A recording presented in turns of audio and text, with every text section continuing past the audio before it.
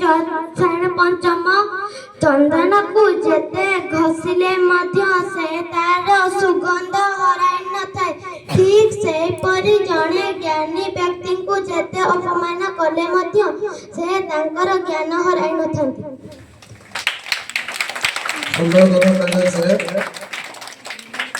ଅଙ୍ଗାର ଶତଦ୍ୱୈତନ ମଳିନ ନ ମୁଚ୍ୟତେ। ଅର୍ଥ କଣ? ଅଙ୍ଗାର ତମେ ଦେଖିଥିବ, ଅଙ୍ଗାରକୁ ଯେତେ ଘଷୁଥିବ ସେଇ ଅଙ୍ଗାର ବାହାରୁଥିବ, ଶେଷ ପର୍ଯ୍ୟନ୍ତ ଘୁରି ଘୁରି ଶେଷ ହେଇଗଲେ ବି ସେଇ ଅଙ୍ଗାର ରୁହେ। କିନ୍ତୁ ଚନ୍ଦନ ସେମିତି ଯେତେ ଘୁରୁଥିବ ସେତେ ତାର ବାସ ବାହାରୁଥିବ ନା। ଅଳ୍ପ ଘୁରି ଦେଲା ପରେ ତାପରେ ତା ବାସଟା ଆଉ ନଥିବ। ତେଣୁ ଜ୍ଞାନୀ ଲୋକ ସେମିତି ସଦାବେଳେ ସେ ଜ୍ଞାନରେ ସୁଭାଷିତ ହଉଥାଏ ବା ତା ପାଖରେ ଜ୍ଞାନ ସଦାବେଳେ ସେ ବାଣ୍ଟି ଥାଏ। ମୋର ନାମ ସମୀକ୍ଷା ରାଉତ, ଶ୍ରେଣୀ ପଞ୍ଚମ।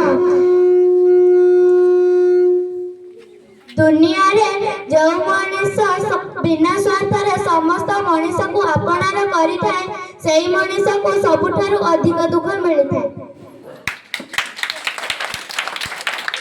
ଭଲ କଥା ସେ କହୁଛି, ଯେଉଁମାନେ ନିସ୍ୱାର୍ଥପର ଭାବରେ କାମ କରିଥାନ୍ତି ସେମାନେ ଟିକେ ଦୁଃଖ କଷ୍ଟରେ ଚଳିଥାନ୍ତି, ମାନେ ସତ୍ ମାର୍ଗରେ ଯେଉଁମାନେ ଚାଲନ୍ତି। କିନ୍ତୁ ସତ୍ ମାର୍ଗଟା ଦୁଃଖ ହଉ କି କଷ୍ଟ ହଉ ସର୍ବଶେଷରେ ଫଳ ସିଏ ଭଲ ଫଳ ଦେଇଥାଏ। ମୋ ନାଁ ସୁଶ୍ରୀ ସ୍ୱାଗତିକା ବିଶ୍ୱାଳ, ମୁଁ ନବମ ଶ୍ରେଣୀରେ ପଢେ। ଭଗବାନ ଆମକୁ ଯେତିକି ଦେଇଛନ୍ତି ଆମେ ସେତିକିରେ ଖୁସି ହେବା ଉଚିତ। ଅଧିକ ଲୋଭ କଲେ ଆମର ହିଁ କ୍ଷତି ହେଇଥାଏ। କାରଣ ଆମେ ଯେତିକି ପାଇଛେ, ଯଦି ନିଜ ପାଖରେ ପିନ୍ଧିବା ପାଇଁ ଜୋତା ନାହିଁ ତେବେ କେବେ ଦୁଃଖ ପ୍ରକାଶ କରନ୍ତୁ ନାହିଁ।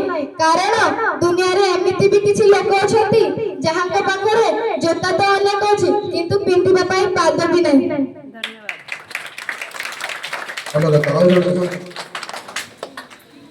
ନିତ୍ୟରେଖା ରାଉତ, ନବମ ଶ୍ରେଣୀରେ ପଢେ। ଶିକ୍ଷକ ଓ ରାସ୍ତା ଦୁଇ ଜଣ ଏକାପରି, ନିଜ ଗୋଟିଏ ସ୍ଥାନରେ ରୁହନ୍ତି ଓ ଅନ୍ୟକୁ ନିଜ ଲକ୍ଷ୍ୟସ୍ଥଳରେ ପହଞ୍ଚନ୍ତି। ଶିକ୍ଷକ ଏବଂ ରାସ୍ତାରେ ତମେ ଗଲାବେଳେ ତମମାନଙ୍କର ଉଦ୍ଦେଶ୍ୟ ପୂରଣ ହେଇଥାଏ।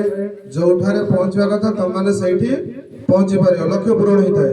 କିନ୍ତୁ ତମମାନଙ୍କର ଶିକ୍ଷକ ଶିକ୍ଷୟିତ୍ରୀ ମାନେ ମଧ୍ୟ ତମମାନଙ୍କର ଜୀବନର ଲକ୍ଷ୍ୟକୁ ଠିକ ଜାଗାରେ ସେମାନେ ପହଞ୍ଚେଇ ଦେଇ ପାରନ୍ତି।